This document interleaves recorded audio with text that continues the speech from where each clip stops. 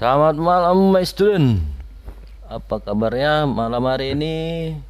Kita adalah pertemuan yang ke-7. Ke-7 ini pertemuan kita masih tetap bicara tentang keluarga hukum.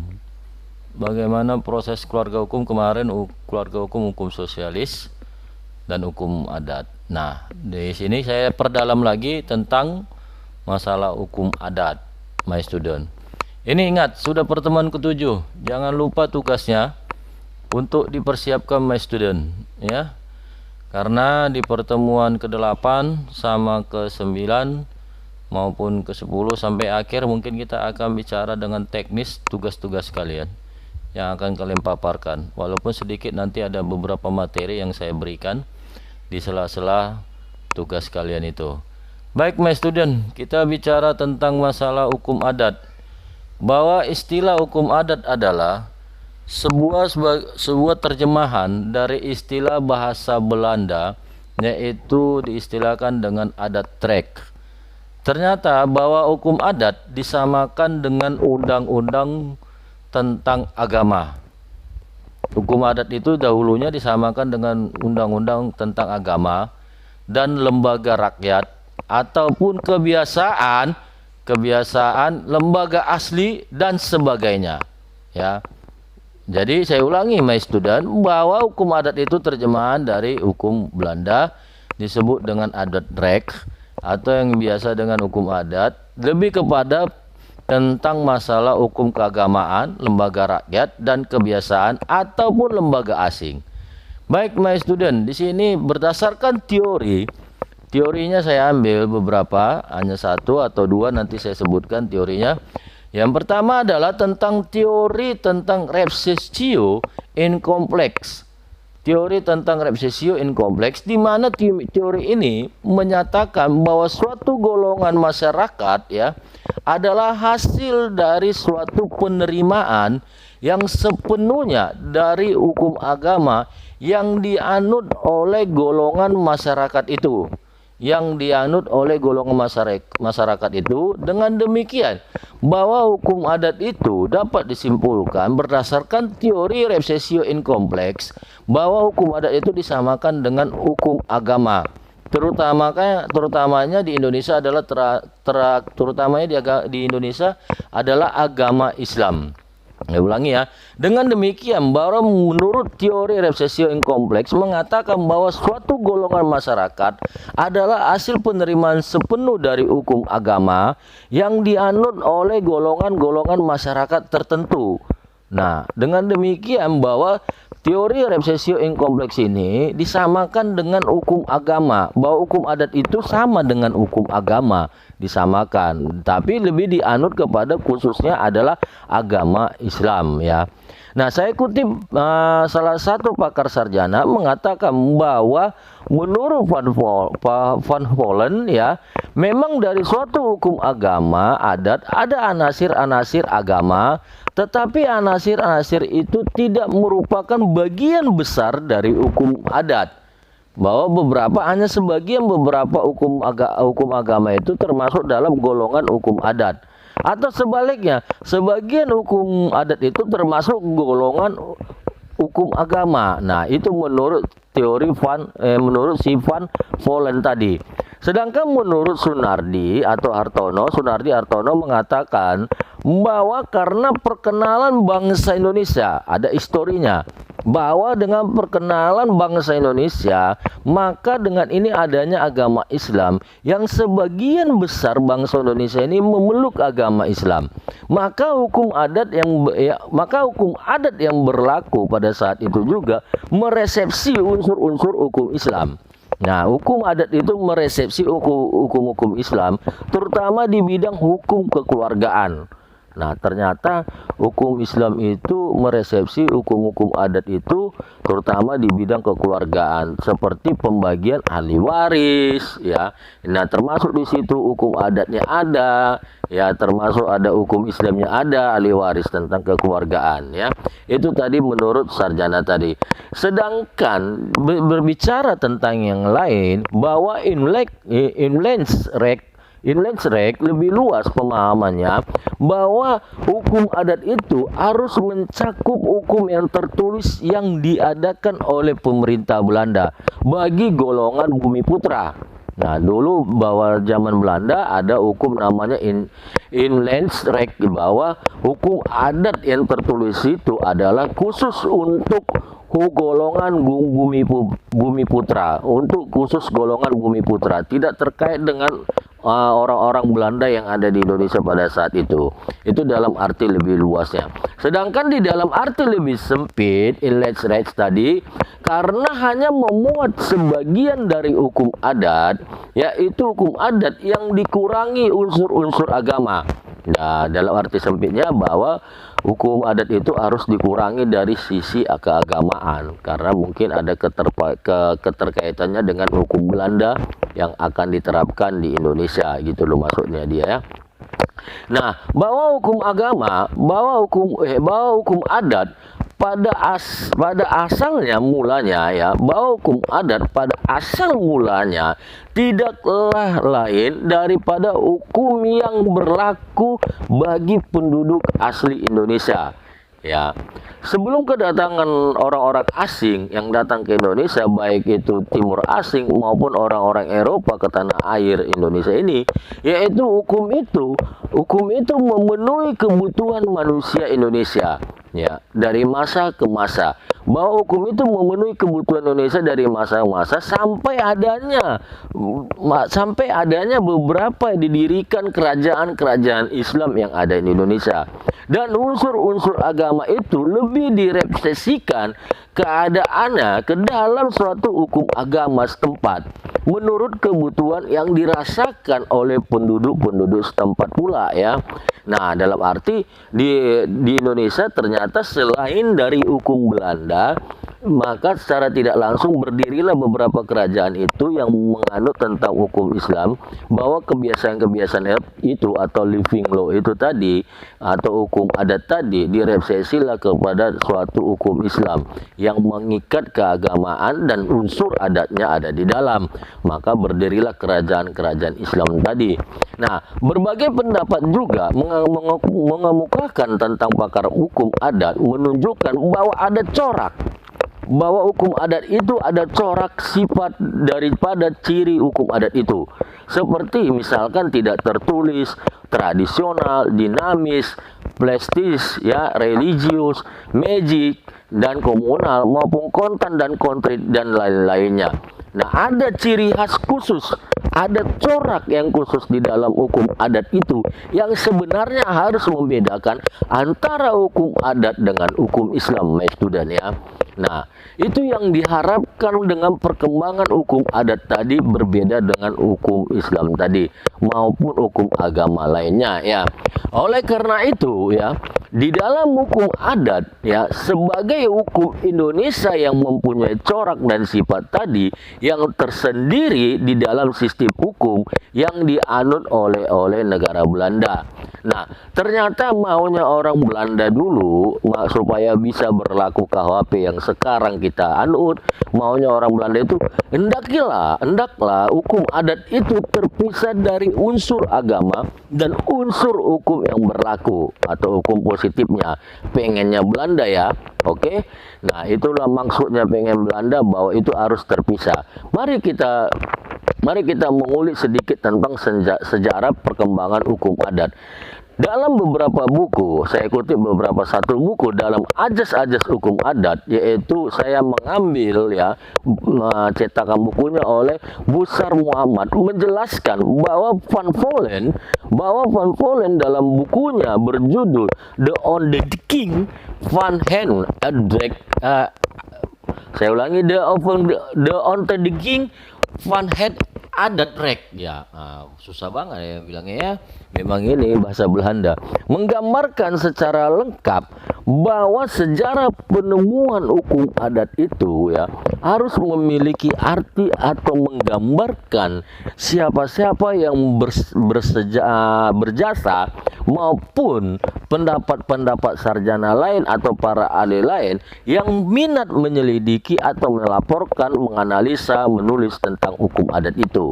Nah, itu yang diharapkan oleh si dalam cetakan bukunya si Muhammad tadi, Busar Muhammad tadi. Hendaklah bahwa penemuan hukum adat itu menggambarkan tentang para ahli maupun para sarjana yang lebih menganalisa dan mengaporkan tentang perkembangan hukum adat yang ada di Indonesia. Dengan adanya kegiatan ini diharapkan merupakan suatu awal ciri khas atau ciri untuk menjadikan hukum adat ini menjadi hukum yang bergensi di tengah-tengah perkuliahan maupun di tengah-tengah masyarakat. Dia mengharapkan seperti itu. Namun Busar dalam sisi lainnya mengatakan dengan meninjau hukum adat maka ada 3 hal yang penting yang perlu diterapkan di dalam ajaran hukum adat tadi, atau yang dikutip dari si Van Vollenhoven tadi Van Vollenhoven itu lebih merincikan lagi bahwa hendaklah tercermin bahwa salah satu adalah yang diharapkan si Van Vollenhoven tadi menghilangkan kesalahpahaman melihat hukum adat itu identik dengan hukum agama. Nah, itu yang diinginkan si Van Vollenhoven, adanya keterpisahan antara hukum adat dengan hukum agama gitu loh. Karena dulu zaman di Indonesia ini hukum agama itu agama Islam, kerajaan-kerajaan Islam itu lebih kuat. Maksudnya Belanda ini mau menghancurkan Indonesia dengan memisahkan antara hukum adat dengan hukum Islam sebenarnya. Tetapi maunya si Van Vollenhoven, dan itu yang terjadi pada saat ini, terpecahlah antara hukum adat dengan hukum agama tadi. Bukan hanya agama Islam, agama lain pun juga maunya dipecah kata menurut si Van Vollenhoven tadi. Nah, yang kedua, Van Vollenhoven membela hukum adat terhadap usaha pembentukan undang-undang yang mendesak menghilangkan hukum adat adalah hukum yang hidup yang mempunyai jiwa sendiri. Nah, maunya si Van Vollenhoven mengharapkan bahwa hukum adat itu dibela dia. Oke, saya setuju hukum adat ada di Indonesia, tapi harus dia berdiri sendiri, memiliki sistem hukum sendiri, sehingga menghasilkan suatu hukum yang tertulis bagi rakyat Indonesia yang memiliki hukum adat tersendiri. Nah, kita ketahui bahwa hukum adat yang ada di Indonesia saat ini tidak tertulis dan tidak adanya suatu aturan-peraturan tentang hukum adat secara tertulis, tetapi melainkan menjadi kebiasaan. Nah, di sisi lain Van Vollenhoven juga mengatakan bahwa hukum adat di Indonesia ini dalam 19 lingkungan hukum adat. Ada 19 hukum lingkungan adat diharapkannya dibentuknya melalui hukum adat yang tertulis tadi. Maksudnya dia, kepinginnya dia. Dari perkembangan hukum adat sejak kedatangan bangsa barat yang berlanjut ke zaman penjajahan, maka terdapat ada 2 pendapat yang saling bertolak belakang keberadaan hukum adat, yaitu yang pertama bahwa berpendapat bahwa hukum adat itu mempunyai kedudukan lebih rendah jika dibandingkan dengan hukum barat maupun hukum yang tertulis. Nah, itu diharapkannya di mereka bahwa kedudukan hukum adat itu yang paling bawah dibandingkan dengan hukum yang tertulis. Kenapa? Silakan Anda jawab nanti Nah, di sini diharapkan bahwa sebenarnya hukum adat itu adalah hukum yang paling jauh di bawah daripada hukum yang tertulis. Di sini hukum adat hendaknya diberlakukan sepenuhnya di dalam suatu perundang-undangan, diharapkan dia. Nah, diharapkan walaupun hukum adat itu paling rendah di dalam aturan susunan peraturan perundang-undangan, tapi bagian dari hukum tertulis diharapkan. Nah, sementara saat ini kita ketahui bahwa hukum adat di Indonesia tidak tertulis Nah, yang kedua di pendapat bahwa yang beranggapan bahwa hukum adat itu harus mempunyai kedudukan dan derajat maupun nilainya sama dengan hukum barat. Nah, mau disonding ini antara hukum adat sama hukum barat itu sama kedudukannya. Tetapi yang terjadi terpecah sampai sekarang bahwa hukum itu tidak bisa kedudukannya sama dengan hukum tertulis maupun hukum adat ya. Nah, yang kedua, saya membagi beberapa golongan, ada yang menentang tentang hukum adat, ada yang mendukung tentang hukum adat ya. Dalam golongan yang menentang hukum adat ya, bahwa hukum adat itu sebagai hukum yang ketinggalan zaman dibilang ya, yang harus segera ditinggalkan dan diganti dengan peraturan hukum yang lebih modern.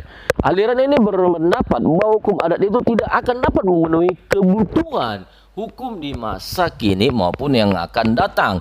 Lebih-lebih lagi untuk masa yang datang dengan sesuai perkembangan dunia modern. Nah, ternyata hukum adat itu mungkin hanya, ya kalau dia bilang hanya monoton. Hukum adatnya seperti itu aja terus. Ya, misalnya adat budaya Betawi ya itu terus ya. Adat budaya Batak itu terus. Adat budaya Jawa itu terus. Jadi masuknya di sini Belanda ingin bagaimana jika perilaku daripada masyarakat itu menyimpang dari hukum adat, apa yang harus dilakukan? Nah, inginnya mereka itu tinggalkan itu hukum adat. Kita bikin hukum yang modern. Apabila ada perilaku yang menyimpang, ya misalnya ada kisah perampokan, ada kisah pencurian, maka yang berlaku hukum modern, bukan lagi hukum adat yang berlaku. Lah, karena di hukum adat, mungkin hukum adat di Indonesia tidak mengatur tentang suatu kejahatan maupun tentang pelanggaran. Maksudnya tadi yang menentang tentang hukum adat tadi. Udahlah, tinggalkan hukum adat, tidak modern. Kita berlakukan hukum modern ini untuk menganulir kebutuhan masyarakat. Misalnya ada perampokan, dia dihukum dengan hukum barat, bukan hukum adat. Nah, kalau di hukum adat mungkin ada perampokan, ya udah dimaafkan begitu saja, tidak ada aturan yang mengikat sehingga tidak menciptakan ketertiban masyarakat. Itu yang diharapkan golongan yang menentang. Nah, golongan yang mendukung sepenuhnya terhadap hukum adat adalah bahwa dikatakan golongan ini mengemukakan pendapat yang sangat-sangat mengagung-agungkan hukum adat, karena hukum adat menurut mereka adalah hukum yang paling cocok untuk kehidupan bangsa Indonesia, sehingga oleh karenanya itu harus tetap dipertahankan sebagai dasar pembentukan hukum nasional. Bisa jadi ya, karena hukum nasional di Indonesia sesuai dengan adat sosial budaya yang ada di Indonesia, sesuai dengan culture bentuknya, bagaimana bentuk di Indonesia, itulah yang dilakukan. Itu yang diharapkan oleh golongan yang lebih mendukung tentang hukum adat.